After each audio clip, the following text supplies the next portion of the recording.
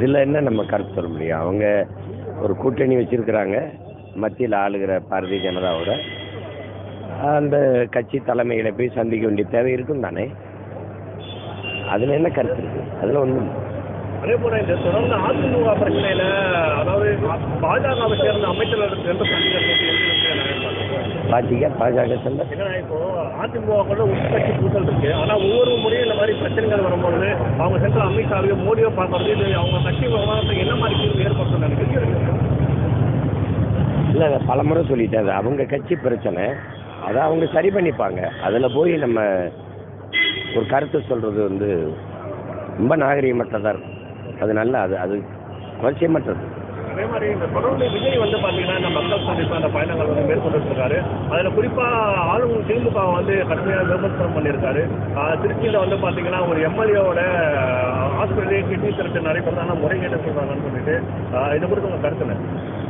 இவர் அதை பேசலையே. திருச்சியில் நடந்த சிறுநீரக திட்டத்தை பற்றி பேசலை. அவர் நாமக்கல் நடந்தது தான் பேசினார்ல. நாமக்கல் நடந்தது தானே சொன்னார், திருச்சியில் நடந்தது சொல்லலையே.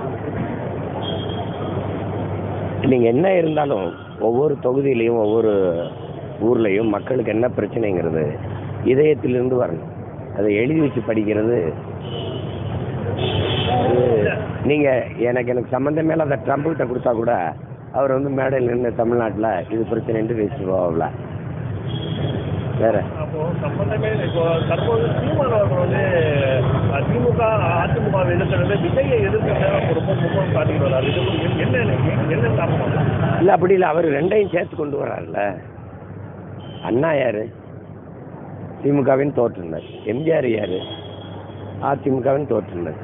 ரெண்டுமே பிரச்சனைங்கிற ரெண்டையும் ஒன்றா தூக்கிட்டு வந்தால் அப்புறம் நீங்கள் செய்யணும்னு சொல்லுங்கள். என்ன செய்யலான்னு என்ன சொல்லுங்கள். பேரறிஞர் அண்ணா மேலே நமக்கு பெருமதிப்பு உண்டு. ஏன்னா அவரை குறை சொல்ல முடியாது. அவர் கஷ்டப்பட்டு 49 ஆரம்பிச்சு 67 ஆட்சியை கைப்பற்றி 1.5 ஆண்டுகள் தான் இருக்கிறது. அதோட இறந்துட்டு அவர் ஆட்சியில் குறை சொல்கிற அளவுக்கு ஒன்றும் இல்லை. ஆனால் அவர் அரசியலுக்கு வந்த பிறகு தான் தமிழருடைய வரலாறு இலக்கியமெல்லாம் அரசியல் மேடையில் பேசப்பட்டது. அந்த பெருமை, அந்த நன்மை, அவர் மேலே அந்த நன்மதிப்பு தமிழ் மக்களுக்கு என்றைக்கும் மாறாது. அது அண்ணாவை வச்சுட்டா அண்ணா யாருன்னு ஒரு 1/2 மணி நேரம் பேசணும்ல. எம்ஜிஆரை வைக்கிறீங்க. நான் சொல்கிறேன், இந்த நாட்டில் கல்வியை மருத்துவத்தை தனியார் மயப்படுத்தின பெருந்தகை எம்ஜிஆர் தான். தமிழ் பயிற்று மொழியாக இருந்ததை மாற்றி ஆங்கிலத்தை பயிற்று மொழியாக மாற்றின பெருமகனும் அவர் தான். முல்லை பெரியாற்று அணை இருக்குல்ல, அதை பாதுகாக்கிற உரிமை எனக்கு இருந்தது.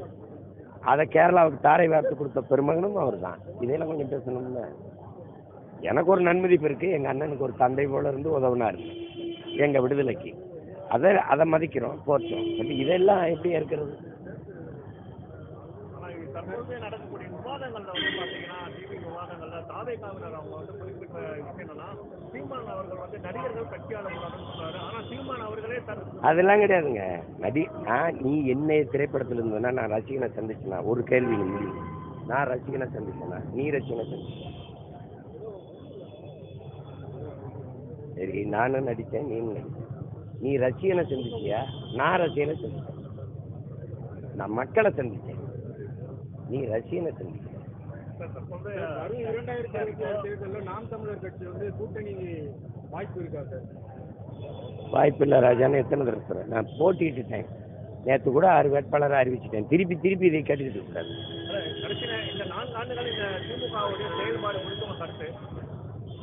நீங்கள் திமுகவின் செயல்பாடு, ஒரு அதிகாரத்தில் இருக்கிற அரசியல் கட்சி, ஆட்சியில் இருக்கிற கட்சியினுடைய செயல்பாடு எப்படி இருக்கு, உங்கள் கருத்து என்னன்னு கேட்குற நிலைமையில்